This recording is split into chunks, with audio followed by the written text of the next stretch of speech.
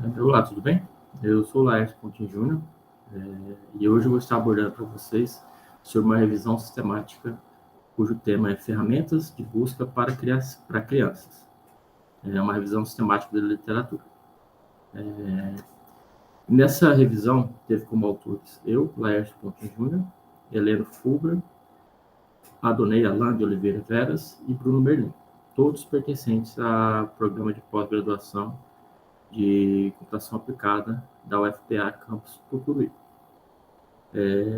Para trabalhar nessa temática, a gente buscou, a gente chegou através desse tema, levando em considerações alguns dados relevantes sobre a internet. Por exemplo, em 2017, a quantidade de usuários cadastrados ou utilizando a internet era superior a 3,5 bilhões de usuários.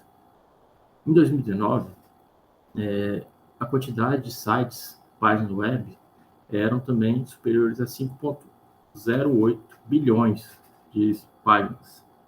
Então, dentro desse verdadeiro universo, a gente tem um motor de busca.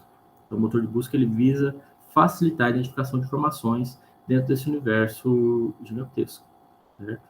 O motor de busca ainda ele tem algumas utilidades, ou seja, a gente utiliza ele para quando necessita algum tipo de entretenimento, aprendizagem também, ou solucionar problemas, entre outros tipos de utilidades, ok? Mas, nesse trabalho, a gente focou na questão de aprendizagem, mais especificamente a aprendizagem de crianças, ok? Então, uma revisão ela foi feita para verificar como os motores de busca funcionam para a aprendizagem de crianças.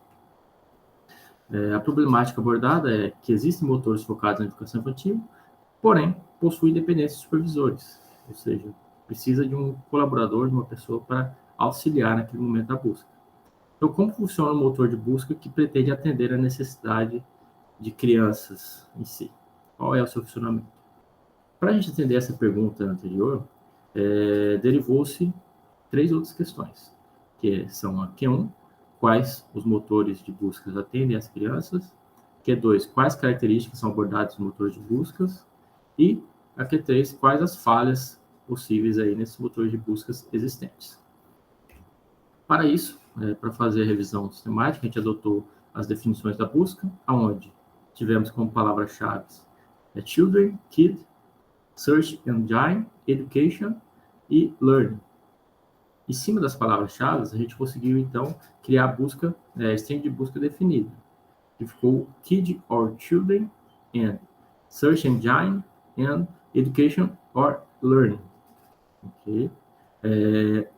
Essa string ela foi aplicada em algumas fontes de dados, que retornavam fontes de dados, livros, revistas, artigos, teses, dissertações, jornais, leis, a partir de 2013, e nas fontes CAPES e Scholar Google. A gente aplicou nessas duas fontes de dados, aquela string definida anteriormente. Com isso, a gente conseguiu uma seleção de 3.400 trabalhos. Tá? Essa foi uma quantidade muito grande. Porém, a gente não conseguiu reduzir ou melhorar a string de busca, porque quando a gente fazia algum tipo de alteração na string, alguns trabalhos tidos como relevantes, eles acabavam desaparecendo daquela seleção. Então, a gente deixou com esse número de 3.4 trabalhos de fato. Após este resultado, a gente aplicou algumas filtragens para diminuir o quantitativo. Então, a primeira etapa, a gente fez a exclusão de trabalhos duplicados, que apareciam ou nos dois motores ao mesmo tempo, tanto no CAPES quanto no Google Scholar, além de remoção através de títulos que não pertenciam ao tema. A gente observava o título do trabalho e era possível a gente identificar ou não a utilização daquele trabalho. Com isso, a gente atingiu 1.000 trabalhos, que ainda é uma quantidade muito grande. Após esses 1.000 trabalhos filtrados, a gente aplicou uma segunda filtragem, que foi a leitura de resumos.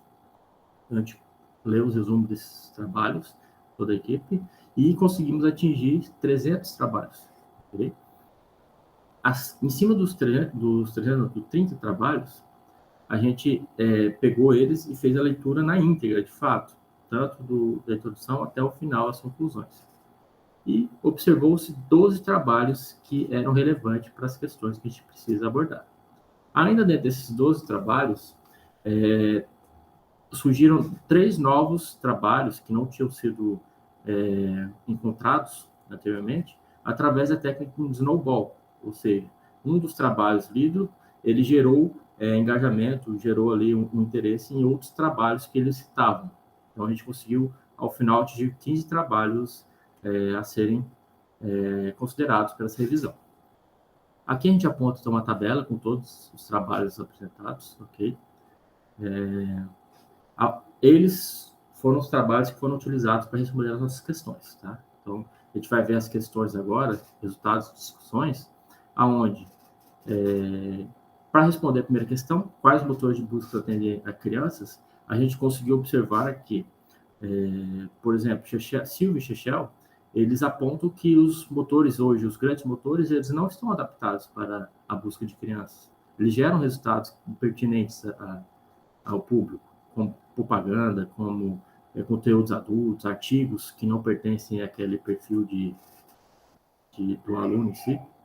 Então, através disso, o próprio Silva e Shechel, eles criaram o motor Children Search Framework, onde é focado em fazer um motor de busca supervisionado, assistido, onde os pais, eles filtram, eles indicam quais são os resultados ao qual o aluno ele deve ter acesso ou não.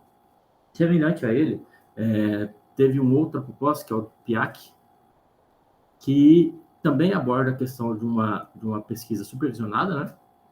E, além disso, ele leva algumas considerações, como no caso de motores que tenham bootstrap, que ele se adapte de acordo com o meio onde ele está sendo acessado, né?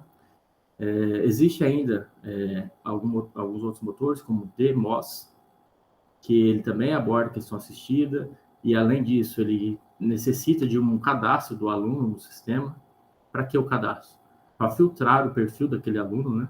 Então, no momento que o aluno for buscar, ele faz a filtragem já do perfil do aluno, e ainda assim ocorre uma supervisão ali dos pais depois, após a busca.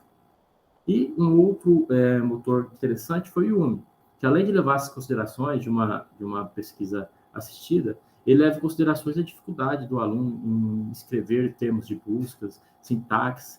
Então, ele fala, além dessa questão de se preocupar com uma filtragem por um supervisor, a necessidade do motor ele auxiliar na busca do aluno, certo?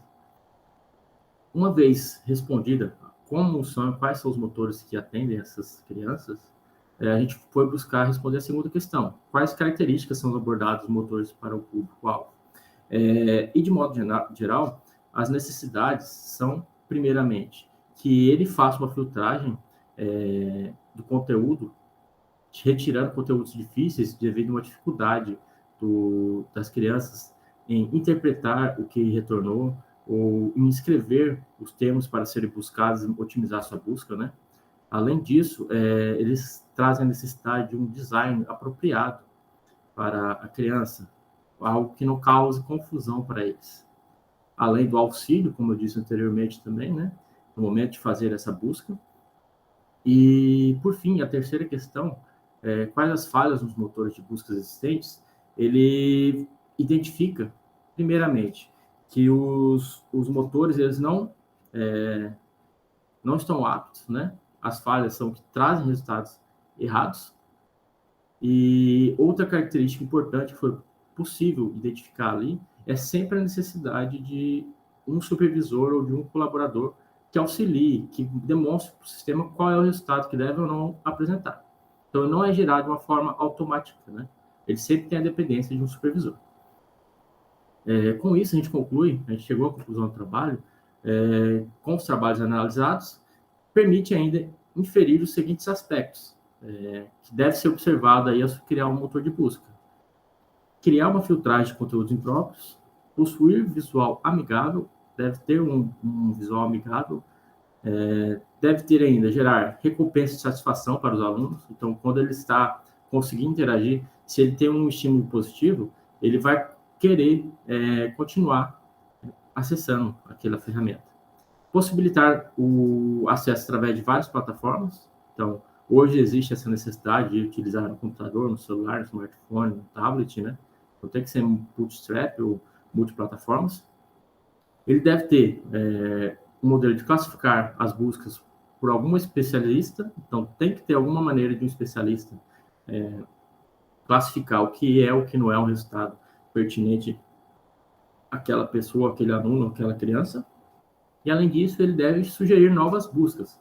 Se o aluno ou se a criança ela fez uma busca determinada, o mecanismo ele deve propor novas buscas, seguindo o padrão de uma anterior, a qual ele fez anteriormente. Okay? Visto isso, a gente chegou à conclusão do nosso trabalho. Eu agradeço a participação de todos e eu deixo à disponibilidade tanto o meu telefone, que é o WhatsApp, quanto o meu e-mail, ok? Em caso de dúvidas ou de mais informações, podem acessá-los e interagir. Muito obrigado.